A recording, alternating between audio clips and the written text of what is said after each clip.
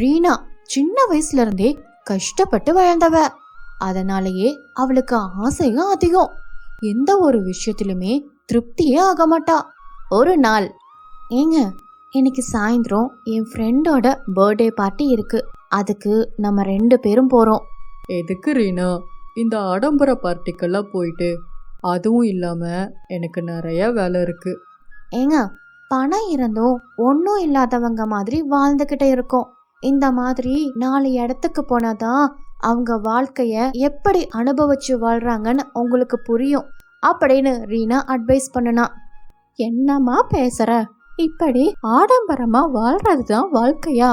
இருக்கிறத வச்சு நிம்மதியா வாழ்றவங்களும் இருக்காங்கம்மா, அத நீ புரிஞ்சுக்கோணும் அப்படின்னு மாமியார் சொல்லவே, அத்தை இதெல்லாம் சொன்னா உங்களுக்கு புரியாது, நீங்க அந்த காலத்து மனுஷி, இப்படித்தான் வாழணும்னு ஒரு வட்டத்துக்குள்ள வாழ்றவங்க அப்படின்னு வாக்குவாதம் செய்தா ரீனா. ஒவ்வொரு விஷயத்திலையும் இப்படியே வாக்குவாதம் பண்ணி அவளுடைய காரியத்தையும் சாதிச்சுட்டு இருந்தா. ஒரு நாள் பக்கத்து வீட்டு கண்மணி வீட்டுக்கு வந்திருந்தா. வா கண்மணி, உள்ள வா. ஆமா, என்ன உங்க வீட்ல ஒரே பூ அலங்காரமா இருக்கு, என்ன விசேஷம் அப்படின்னு புரியாம கேட்டாங்க சீதாமா. ஆமா மாமி, எங்க வீட்டுக்காரரு கஷ்டப்பட்டு ஒரு இடத்த வாங்கி அதுல வீட்டையும் கட்டி முடிச்சிட்டாரு. நாளைக்கு எங்க வீட்டோட கிரக பிரவேசம், அத சொல்லிட்டு போகத்தான் வந்தேன் அப்படின்னு கண்மணி சந்தோஷமா சொன்னா. ரொம்ப சந்தோஷமா இருக்கு கண்மணி, நீ ஆபீஸ் வேலையும் பார்த்துக்கிட்டு பூ வியாபாரமும் பண்ணிக்கிட்டு போ, வீட்டையும் கட்டி முடிச்சிட்ட, உன்னை நினைச்சா ரொம்ப பெருமையா இருக்கு அப்படின்னு பாராட்டினாங்க லக்ஷ்மி அம்மா. ரீனா நீயும் கண்டிப்பா வரணும். இதோ பாரு கண்மணி, உனக்கு பணம் வேணும்னா கேளு, 5 10 தரேன், அதை விட்டுட்டு இதுக்கெல்லாம் என்ன வந்து கூப்பிடாத அப்படின்னு திமிரா பேசினா ரீனா. ரீனா, ஓம் பணம் யாருக்கு வேணும்? நாங்க உழைச்சு சம்பாரிச்சு முதல்ல ஒரு வீடு கட்டியிருக்கோம், அது நாளைக்கு கிரக பிரவேசம் வச்சிருக்கோம், அதுக்கு கூப்பிடுறதுக்காகத்தான் வந்தேன், உன் பணத்தை கேட்க வரல அப்படின்னு பதிலடி கொடுத்தா கண்மணி. என்ன ரீனா இது, ஏன் கண்மணி மனச நோக்குற மாதிரி பேசுற? ஏங்க, அவ குடிசை வீட்டுல இருந்துட்டு இப்போ வீடு கட்டிட்டோன்னு ரொம்ப பெருமை அடிக்க வந்திருக்கா. இதெல்லாம் எதுக்காக நினைச்சீங்க? எல்லாம் பணத்துக்காகத்தான், அதத்தான் நான் தரேன்னு சொன்னேன், இதுல என்ன தப்பு இருக்கு அப்படின்னு அவ பண்ணினத நியாயப்படுத்தி பேசினா.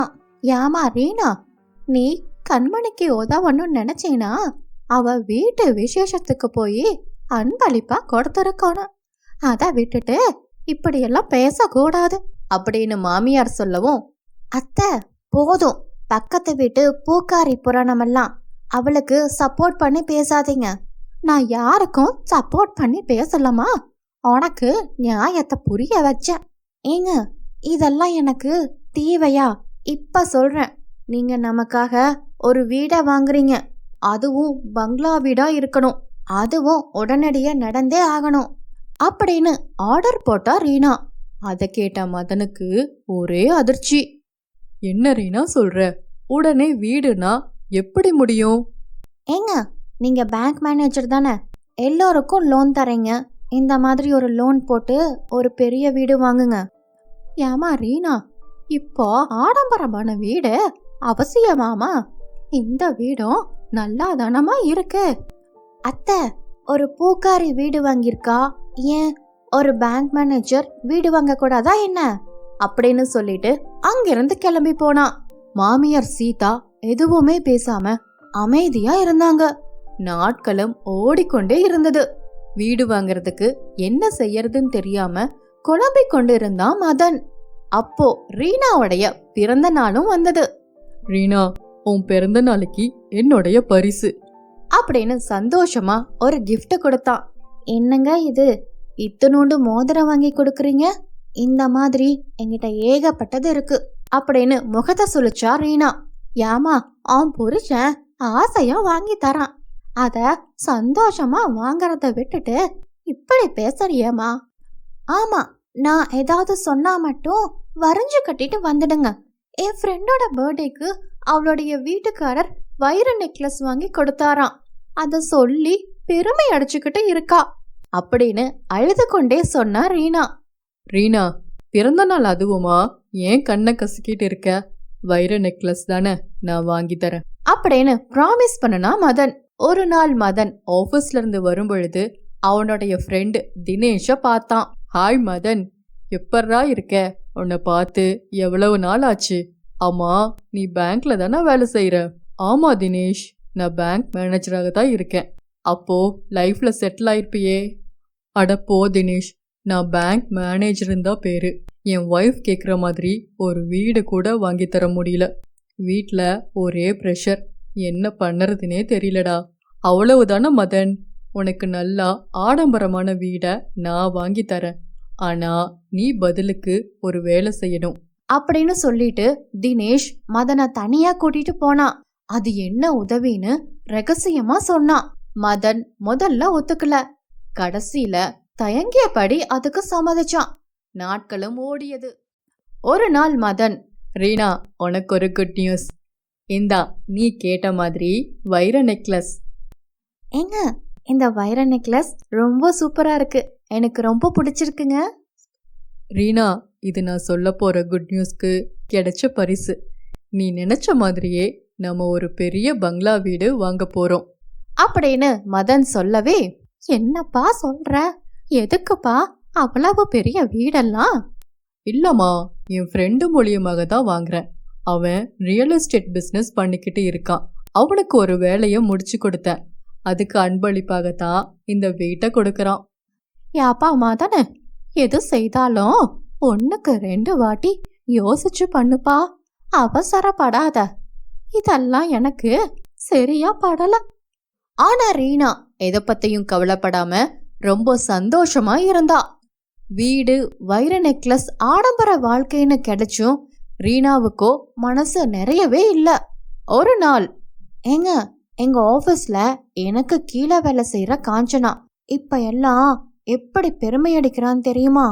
ரீனா, அடுத்தவங்க என்னமோ பேசிட்டு போகட்டும், அதெல்லாம் நீ ஏன் காதுல வாங்குற? ஏன் சொல்ல மாட்டீங்க? அவளுக்கு கிடைச்ச மாதிரி வாழ்க்கை எனக்கு கிடைக்கலையேன்னு வயித்தெரிச்சல்ல இருக்கேன். இதுல நீங்க வேற அப்படின்னு எரிச்சலா பேசினா ரீனா. யாமா, அடுத்தவங்களை பார்த்து வயித்தெரிச்சல் படக்கூடாது. அவங்களுக்கு என்ன விதிச்சிருக்கோ அதுதான் கிடைக்கும். எனக்கு விதிச்ச வாழ்க்கைய நீங்க தான் டெய்லியும் பார்த்துக்கிட்டு இருக்கீங்களே. உங்க மகனை ஏன் தலையில கட்டி வச்சுட்டு இப்ப நான் தான் அனுபவிச்சுக்கிட்டு இருக்கேன் அப்படின்னு அழுது கொண்டே பேசினா ரீனா. யாமா ரீனா, என் மகன் உனக்கு என்னமா குறை வச்சான்? நீ கேட்டதெல்லாம் வாங்கி கொடுத்துட்டுதாமா இருக்கான் அப்படின்னு மாமியார் சொல்லவும், என்ன ரீனா, உனக்காகத்தான் நான் இவ்வளவு கஷ்டப்பட்டு எல்லாத்தையும் பண்ணிக்கிட்டு இருக்கேன். அப்ப கூட நீ குறை சொல்லிட்டு தான் இருக்க அப்படின்னு வருத்தப்பட்டா மதன். காஞ்சனாவுடைய வீட்டுக்காரர் அமெரிக்கால சாஃப்ட்வேர் இன்ஜினியர், நீங்க இங்க சாதாரண பேங்க் மேனேஜர். அவருடைய சம்பளம் 10 லட்சம், உங்க சம்பளம் 1 லட்சம் அப்படின்னு கம்பேர் பண்ணி பேசினா ரீனா. அதை கேட்ட மதனுக்கு கோபம் வந்தது. இப்ப என்னதான் செய்ய சொல்ற? நீ கேட்டதெல்லாம் வாங்கி கொடுத்துட்டு தானே இருக்கேன். இனி நான் திருடிட்டு தான் வரணும். அது கூட உங்களுக்கு சரியா பண்ண தெரியாது அப்படின்னு நக்கலா பேசினா ரீனா. வர வர உன்னோட ஆசைக்கு அளவில்லாமே போயிருச்சு. ச்சே, வீட்ல நிம்மதியே இல்ல அப்படின்னு சொல்லிட்டு வெளியே கிளம்பி போனான். யாமா ரீனா, அடுத்த குடும்பத்தை பத்தி எதுக்குமா பேசுற? இது நல்லாவா இருக்கு அப்படின்னு மாமியார் சொல்லவும், என்ன குத்தம் சொல்றத விட்டுட்டு உங்க பையனுக்கு எப்படி சம்பாதிக்கிறதுன்னு சொல்லிக் கொடுங்க அப்படின்னு சொல்லிட்டு அவர் ரூம்குள்ள போனா. நாட்களும் ஓடியது. மதனுக்கு நிம்மதியே இல்ல. தினமும் நைட்டு லேட்டா வரதும், ரீனா கூட சண்டை போடுறதும், கடைசியில சாப்பாடு வேண்டான்னு சொல்லிட்டு போய் படுத்தும் தூங்கிடுவான். இது 1 நாள் 2 நாள் இல்ல, டெய்லியுமே இப்படியே நடந்துட்டு இருந்துச்சு. அதுக்கப்புறம் இதையெல்லாம் நினைச்சு புலம்பவும் ஆரம்பிச்சா. நான் தான் தப்பு பண்ணிட்டு இருக்கேனோ, அடுத்தவங்களை பத்தி பேசுறதும் அவங்க கூட என் வீட்டுக்காரரை ஒப்பிட்டு பேசுறதுமா இருக்கேனோ. மெல்ல மெல்ல அவளுடைய தவற உணர ஆரம்பிச்சா. ஒரு நாள் மதன் வீட்டுக்கு லஞ்ச ஒழிப்பு அதிகாரி வந்தாரு. மதன், உங்க மேல லஞ்சம் வாங்கினதுக்காக குற்றச்சாட்டு இருக்கு. உங்களை விசாரிக்கணும். எங்க கூட வாங்க அப்படின்னு சொல்லவும் மதனுக்கு ஒரே அதிர்ச்சி. அது மட்டும் இல்ல மதன், நீங்க வாங்கின வீடும் பொருளும் எல்லாத்தையும் நாங்க ஜப்தி பண்றோம் அப்படின்னு சொல்லிட்டு மதனை கூட்டிட்டும் போனாங்க. ஊர் பார்க்க மதனுடைய மானமே போச்சு. பேங்க் மேனேஜர் என்ற நல்ல பேரும் போச்சு. இங்க பாருடி, எவ்வளவு நல்ல மனுஷனா இருந்தாரு. பொண்டாட்டியோட பேராசையினால இப்படி பண்ணிட்டாரு. பாவம். ஊர் மக்கள் எல்லாம் மதனை பத்தி பாவமா பேச ஆரம்பிச்சாங்க. ஆமா, அளவுக்கு மீறி ஆசைப்பட்டா கடைசியில இதுதான் கெதி. இத கேட்ட ரீனா அழுது கொண்டே உள்ள போனா. யாமா ரீனா, எத்தனை வாட்டி உனக்கு புத்தி சொல்லிருப்ப, இப்ப பாத்தியா என் பையனுடைய நிலவைய? ஐயோ அத்தை, என்ன மன்னிச்சிடுங்க. இப்படி எல்லாம் நடக்கும்னு நான் கொஞ்சம் கூட எதிர்பார்க்கவே இல்ல. ஏமா, இருக்கிறத வச்சு சந்தோஷமா இருந்திருக்கணும். எத்தனை முறை சொல்லியிருப்பேன், அவன் பேராசையினால அவன் லஞ்சம் வாங்குற மாதிரி சூழ்நிலை வந்துருச்சு அப்படின்னு புலம்புனாங்க மாமியார். அத்தை, என் தப்ப நான் உணர்ந்துட்டேன். இப்ப என்ன பண்றது? எப்படியாச்சும் அவரை காப்பாத்துங்க அப்படின்னு அழுது கெஞ்சினா. இப்ப உணர்ந்து என்னமா பிரயோஜனம்? என் மகனை அந்த கடவுள் தான் காப்பாத்தணும் அப்படின்னு அழுதாங்க சீதாமா. அப்போ கண்மணி வந்தா. அம்மா, இப்பதான் எனக்கு விஷயமே தெரியும். அதுதான் உங்களை பார்க்க ஓடி வந்தேன். ஆமா கண்மணி, என் மக நிலைமைய பாத்தியா? இப்ப என்ன பண்றதுன்னு தெரியல, ரொம்ப கவலையா இருக்கு அப்படின்னு அழுதுகிட்டே சொன்னாங்க மாமியார். அம்மா, கவலைப்படாதீங்க. எங்க அண்ணன் ஒரு வக்கீல், அவர்கிட்ட பேசியிருக்கேன். அவரு நேரா அதிகாரிய பார்த்து பேச போயிருக்காரு. வரும்போது அண்ணனை கூட்டிட்டு தான் வரேன்னு சொல்லியிருக்காரு. நிஜமாவா கண்மணி? உன்னை நான் எப்படி தப்பா பேசியிருப்பேன்? ஆனாலும் கூட அதையெல்லாம் மனசுல வச்சுக்காம எனக்குன்னு ஒரு கஷ்டம் வரும் பொழுது நீ எவ்வளவு பெரிய உதவி பண்ணிருக்க அப்படின்னு அழுது கொண்டே சொன்னா ரீனா. அழுகாத ரீனா, அண்ணனை சந்தேகத்தின் பேர்ல தான் கூட்டிட்டு போயிருக்காங்களாம். எந்த குற்றமும் நிரூபணமாகல. அதனால நீ பயப்படாத, அண்ணன் வீட்டுக்கு வந்துருவாரு அப்படின்னு ஆறுதல் சொன்னா கண்மணி. சில நேரத்திலேயே மதனும் வீட்டுக்கு வந்துட்டா. மதனு, வந்துட்டியாப்பா? உனக்கு ஒண்ணு இல்லையே, நீ நல்லா தானே இருக்க அப்படின்னு ரொம்ப பதட்டமா விசாரிச்சாங்க. என்ன மன்னிச்சிடுங்க, என்னாலதான் உங்களுக்கு இந்த நிலைமை. இனி நான் இந்த மாதிரி பண்ண மாட்டேன். ரீனா, நடந்தது எதையுமே மாத்த முடியாது. என் மேல எல்லாத்துக்கும் தப்பான அபிப்பிராயம் வந்துருச்சு. இனி நான் எப்படிதான் வெளியே தலை காட்ட போறேன்னு தெரியல அப்படின்னு வருத்தமா சொன்னா மதன். ஏங்க, கவலைப்படாதீங்க. லஞ்ச பணத்துல வாங்கின ஆடம்பர வீடு, நெக்லஸ் எதுவுமே வேண்டாம். அதையெல்லாம் யாருக்கிட்ட வாங்குனீங்களோ அவங்க கிட்டயே திருப்பி கொடுத்துடுங்க. இனி இருக்கிறத வச்சு சந்தோஷமா இருக்கலாங்க அப்படின்னு ரீனா சொல்லவே அதை கேட்ட மாமியார், ஏன்பா மதனு, நீயும் தப்ப உணர்ந்துட்ட, ரீனாவும் திருந்திட்டா, இனி எல்லாமே சரியாயிடும்பா அப்படின்னு தைரியம் கொடுத்தாங்க சீதாமா. இருக்கிறத விட்டுட்டு பறக்கிறதுக்கு ஆசைப்படக்கூடாதுன்னு சும்மாவா சொன்னாங்க பெரியவங்க? அளவுக்கு மீறி ஆசைப்பட்டா இப்படித்தான் நடக்கும். இதுதான் இன்னைக்கு ஸ்டோரி. இந்த ஸ்டோரி உங்களுக்கு பிடிச்சிருந்தா லைக் பண்ணுங்க, ஷேர் பண்ணுங்க, சப்ஸ்கிரைப் பண்ண மறந்துடாதீங்க. ஒரு ஊர்ல பொன்னுசாமின்னு ஒரு விவசாயி வாழ்ந்து வந்தான். ஏழை விவசாயியாக இருந்தாலும் விவசாயத்தை உயிராக நினைத்து நேசித்து வந்தான். அவனுடைய கடின உழைப்பால் நெற்பயிர்கள் பயிரிடத் தொடங்கின. பயிர்களும் நன்றாக வளர்ந்து நெல்மணிகளாக அறுவடை செய்து மூட்டைகளாக வைத்திருந்தான். ஒரு நாள் பொன்னுசாமி தன் நண்பன் ரங்காவை சந்திக்க சென்றான். ரங்கா, எப்படி இருக்க? பார்த்து ரொம்ப நாளாச்சு. வா பொன்னுசாமி, நான் நல்லா இருக்கேன். என்ன இந்த பக்கம்? நான் அவசர வேலையா ஊருக்கு கிளம்புறேன்.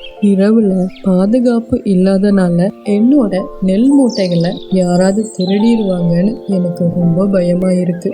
அதனால உன் இடத்துல என் நெல் மூட்டைகளை வச்சுக்கோ, நான் திரும்பி வந்து வாங்கிக்கிறேன். அதை கேட்ட ரங்கா, அதனால என்ன பொன்னுசாமி, நீ கொண்டு வந்து தாராளமா வை, நான் பாத்துக்கிறேன் அப்படின்னு சொன்னதும் பொன்னுசாமி நெல் மூட்டைகள் எல்லாத்தையும் ரங்காவுடைய இடத்துக்கு கொண்டு வந்து வச்சாரு. நெல் மூட்டைகளை பார்த்த ரங்காவுக்கு மனதுல ஆசை தூண்டியது. ஏழையாக இருந்து என்னிடம் உதவி கேட்ட பொன்னுசாமி இன்னைக்கு பணம் காசோட தெளிப்பா இருக்கான் என்று பொறாமைப்பட்டான் ரங்கா. கொஞ்ச நாளைக்கு அப்புறம் ஊருக்கு சென்ற பொன்னுசாமி தன் வேலைகளை முடித்து கொண்டு ஊருக்கு வந்தார். வந்ததுமே தன் நண்பன் ரங்காவை பார்க்க சென்றார். ரங்கா, எப்படி இருக்க? நான் இப்பதான் ஊருக்கு வந்தேன். உங்ககிட்ட கொடுத்த நெல் மூட்டைகளை வாங்கிட்டு போறதுக்காக வந்திருக்கேன் அப்படின்னு கேட்டார் பொன்னுசாமி. அதை கேட்ட ரங்கா, நெல் மூட்டையா? அதை ஏன் கேட்குற பொன்னுசாமி? உன் நெல் மூட்டையெல்லாம் எலி தின்னே போடுச்சு. என்னது, அத்தனை மூட்டை நெல்லையும் எலி தின்னுதான்? அதை கேட்ட பொன்னுசாமிக்கு ரொம்ப அதிர்ச்சி. ஆமா பொன்னுசாமி, நான் என்ன செய்வேன்னு எனக்கே தெரியல. உங்ககிட்ட எப்படி சொல்ல போறதுன்னு நினைச்சுக்கிட்டே இருந்தேன். நான் அவ்வளவு பாதுகாப்பாக தான் வச்சிருந்தேன். ஆனா எப்படியோ எலி வந்து எல்லா நெல் மூட்டைகளும் தின்னு போடுச்சு. ரொம்ப பரிதாபமா ரங்கா சொன்னான். அதை கேட்ட பொன்னுசாமி ரொம்ப கவலையோட போனாரு. நெல் மூட்டை வச்சிருந்த இடத்த பார்க்க போனாரு. எலி தின்னிருந்தால் நெல்மணிகள் அங்கங்க சிதறி போயிருக்குமே, அப்படி எதுவும் தெரியலையே. தன் நண்பன் ரங்கா மேல பொன்னுசாமிக்கு ஏதோ ஒரு சந்தேகம் வந்துச்சு. இதை எப்படியாவது கண்டுபிடிக்க வேணும்னு யோசிச்சாரு. மறுநாள் காலையில மீண்டும் பொன்னுசாமி 2 மூட்டை நெல்மணிகளை கொண்டு வந்தாரு. ரங்கா, நான் அவசர வேலையா ஊருக்கு போறேன். இந்த 2 மூட்டை நெல்கையும் நீ வச்சிடு, நாளைக்கு வந்து வாங்கிக்கிறேன் அப்படின்னு சொல்லிட்டு பொன்னுசாமி அந்த மூட்டைகளை அங்க வச்சுட்டு கிளம்பி போனாரு. அதுக்கப்புறம் ரங்கா தன் வேலையை காட்ட ஆரம்பிச்சான். பொன்னுசாமி போன உடனேயே ரங்கா அந்த 2 மூட்டைகளையும் விலை பேசி ஒரு வியாபாரிக்கு வித்துட்டான்.